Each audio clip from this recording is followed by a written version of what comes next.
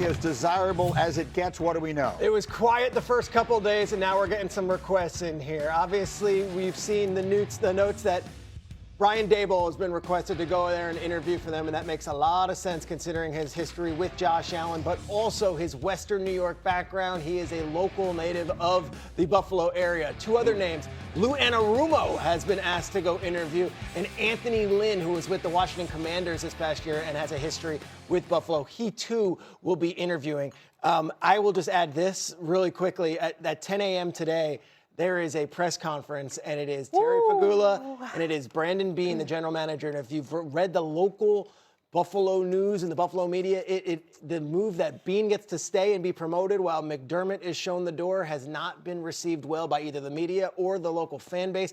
I would imagine a contentious, if not very watchable press conference at 10 a.m. and Brandon Beane will be up on the mic, and we'll see how those conversations go. Yeah, the whole way that thing went down did not sit well with you. It's dirty. Like, I mean, you think about one guy's getting promoted, and he was there. I mean, McDermott was there before him, right? They bring in, they do this thing together. If it doesn't go well, then let's show them both the door. If it's time to move, then everybody should move, because the roster that McDermott just got fired for was not good enough. Like, whether you like it or not, if you're Mafia, they hate you for saying it, they weren't good enough. And so they didn't have a good enough receiving core. They're too injured on defense. They didn't have a good enough defense to stop people. Josh Allen, we talked about it every week, had to play like Superman. He played bad in the playoffs. Part of the reason why they lost, probably the largest reason why they lost. But to go put it all on the feet of Sean McDermott is absolutely ridiculous. And so when I see guys who are getting promoted or getting more, and you're the coach who's got to come in and work under this guy, you don't think you're cautious? He just watched his boy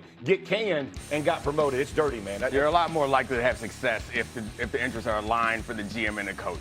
And one of the things that happens is when a coach gets fired, normally the whole staff gets fired. Right. One of these things that we've created this division between coach and front office that I don't necessarily like. Exactly. Like, the incentives are not completely aligned. There's a guy in the GM, and not this case specifically, but all cases, we see it happen more often that the coaches get fired. The GM has a closer relationship with the owner almost all the time. The GM is up there talking to him while the game is going on, right, talking to the owner, watching so, the head coach. I think that it's a lot easier for the ownership to look at the GM and understand that we're more alike. Yeah, it's them messing it up. Right. And I'm not going to throw myself under the bus, so I think that we should move more to a world where everybody got to go. Because I don't want you in here trying to convince me that it's somebody else. I'm not defending Brandon Beane here, but we've seen this with Joe Shane staying when Daboll goes. Like, this seems to be that the GM gets a chance to maybe pick his coach, because he did come in after McDermott. So now they're going to give Brandon Beane this opportunity. Obviously, the spotlight will be on him.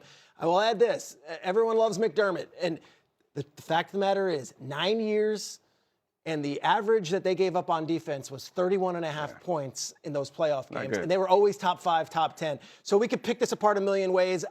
I believe that in this case, the owner felt confident that Brandon Beane could still draft and select players, and that they just need a new voice in there. So wait, let me just get my backstory. I was a columnist in Buffalo for the Buffalo News when McDermott and Beane were hired that year. So I've seen Sean McDermott go from a hard ass walking in the door saying no ping pong tables, like we are doing this, like it's this.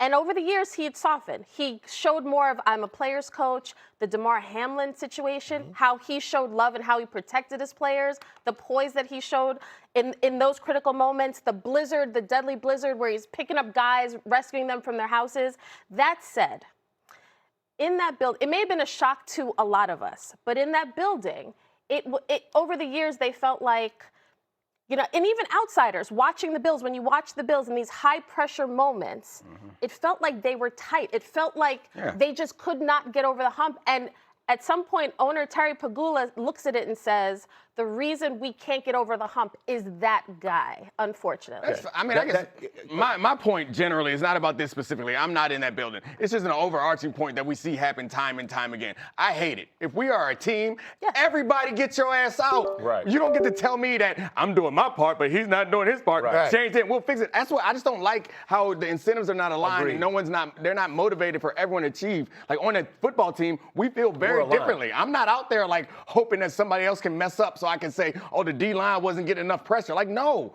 we all succeed if we win. If we don't, we all got to go. And let's talk about Beane, right? Like, How many Pro Bowlers has he had since Josh Allen? 2. He's drafted 2 since they drafted. So this ain't Howie Roseman. This ain't a guy who's making moves left and right that's just bringing in. Since Stephon Diggs left, tell me a receiver who's even touching a quote 1. No. Ain't nobody They drafted Keon Coleman with the hope that he would be that. Drafted Shakir. And he pulled off the trade that he was criticized for getting Stephon Diggs. And that ended up helping Josh Allen kind of turn everything around. So. But at some point, they've had a lot of success, so you can give in this time period. So there's lots of reasons to be appreciative for both of those coaches. But I think the decision, or both of those people, being in McDermott. But when you get to the end of it, that's the hard part. No one's upset about. I think we're just more bothered by trying to put it all at McDermott's feet. Can I add a little thing? So just into that building right now, I do believe Josh Allen's going to have a voice in who the next head coach is. So already you're seeing Brian Daboll's name being mentioned. They had a lot of success.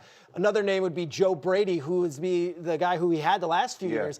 I would also throw in Davis Webb, and this might be just too much of a leap, but those are best friends. Davis Webb, I believe, is a groomsman in Allen's wedding. We're talking about Josh Allen and Davis Webb. Yes, and Davis Webb was is on the Denver staff, but he was the backup to Josh Allen for 3 years in Buffalo. And by the end of it, his 3rd year with Buffalo, he was actually running quarterback meetings at times in the room. Can I say this? Because, again, everything that we're thinking right now is going to Josh Allen, right? Yeah. Like, Josh Allen, if you look at the last 2 years, hasn't been what he was 3 years ago, right? Like, numbers have gone down from the 2 years. The MVP last I understand that, but I'm just saying, as you're looking at like numbers, right? If all we're going to do is build around Josh Allen, we have a whole other side of football that we're giving up 31 points when it matters. Right. It's really hard to score 32 every freaking week. Josh Allen can't do more than he's doing. If he plays at the same level, you can go win a championship with him right now. Fix the other part. Stop worrying me to death about the offense. Whoever his offensive coordinator is, he's a really good player. He'll be just fine. Kmart knows this. 10 a.m., I'm telling Brandon Beane, he doesn't just sit there and take, he will bite back. So I am excited for this press conference. It's going to be cinema. And it will be theater. I mean, he bit back this offseason. It was made to look silly when he was saying, like, we got enough receivers, and it's clear that Josh Allen had a career high in taking sacks, in part because they didn't have the Stephon Diggs. They didn't have the one guy that you could get rid of the ball in that spot all the time. So every roster is going to have holes in it, but that's a very big hole when you have a player that's as exceptional as Josh Allen. All right, let me get one other note in here. Ash, let's go to the Charger one, right? So I think this is an interesting one.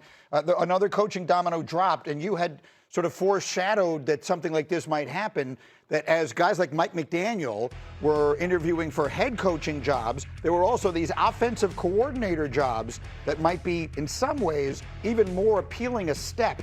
And McDaniel has taken that.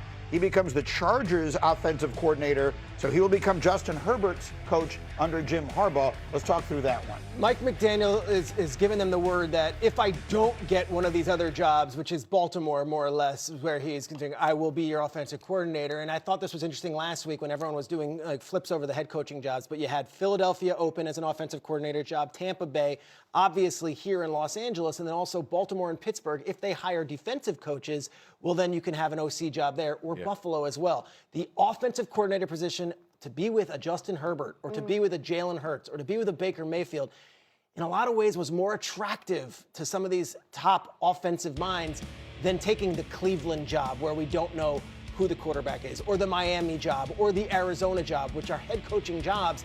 In this case, Mike McDaniel goes to LA where we were laughing about it. I cannot wait for the meetings between Jim Harbaugh and Mike McDaniel.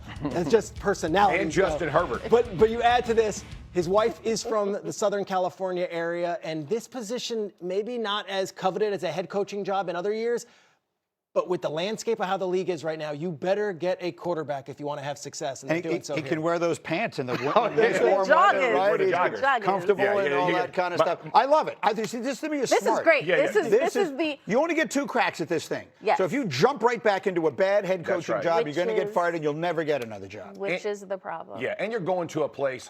Great offensive line, and they were injured. You're going to have a great offensive line. You have a head coach who wants to run the ball, take the air out of the ball a little bit, who's a quarterback, which is unheard of. He wants to protect you as a coordinator. So, like, if you're going to look like a freaking rock star. Like, this ain't perfect. And no pressure. Like, L.A., like, you ain't got, come on. Like, Philly or L.A., you want to go listen to Philly bash you week in and week out, or you want to go to L.A. where we talk about him 3 times a year? Because in Philly, all eyes would be on that offensive coordinator. That that guy who gets hired. I think this is genius by McDaniel because we've seen some other coaches jump right back in the fray. John Harbaugh jumping back into the fray. Yeah. If he doesn't have Stefanski. success here, that's another one. I'm sure we're going to we'll get to talk that. about that soon. Oh, we're going to get to that. The Baker Mayfield, Kevin Stefanski stuff. It's a tease. Rich, Yeah, final thought on this. I love him going out there. To your point, I think it wouldn't have been as comfortable. He can't wear his Gucci monogram capris in Philly and not produce. That's not going to work. Out in LA, you can pull that off. And I think he's, to Jeff's point, he wants to run the ball. They have an offensive line. They have a coach who wants to run the ball, and they have a quarterback that we all know is super talented, but it's yet to meet his full potential. Like, he's a hero if he goes out there and outperforms with that situation. All right, coming up, Mel's going to join us live. Mel Kiper, fresh off the press mock draft. See who's climbing the boards, who's the right fit at number 1, who's the right fit in New York. Wait till you hear what he has the Jets doing. We have